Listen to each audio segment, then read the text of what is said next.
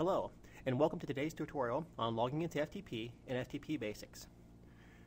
FTP stands for File Transfer Protocol and is a way for you to move files from one place, like your computer, to another, like your website. In order to use an FTP program to move files, you need to first log in. But before we get started, you'll need an FTP program to work with if you don't already have one on your computer. One of the most popular FTP programs is FileZilla, which can be downloaded for free at http://filezilla-project.org/download.php. We'll be using FileZilla throughout this tutorial. Begin by opening FileZilla. FileZilla should look something like this. To log in, you're going to need three things. First, the FTP host. Second, the FTP username. And third, the FTP password.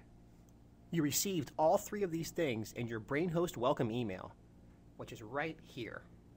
If you need any help retrieving your host name, username, or password, please contact customer support by calling 1-877-586-4694 or emailing support@brainhost.com or submitting a ticket at http://www.brainhost.com/help. Now you're going to go ahead and enter the login information in the appropriate places here. You can leave the port field empty. When you're done, click Quick Connect right there. You'll know that you successfully logged into your FTP if you see files and folders pop up in the windows on the right-hand side of the screen, as you see right here. If you did not log in successfully, you'll see a message in the window on the right-hand side of the screen that says, "Not connected to any server," as you see right here. Once you've logged in, you can begin using your FTP program to transfer files. Now let's take a minute to talk about how your FTP program is set up. Your local directory, or the files on your computer, are shown on the left-hand side of the FTP program, while your remote directory, the files on your web server or website, are shown on the right-hand side of your FTP program.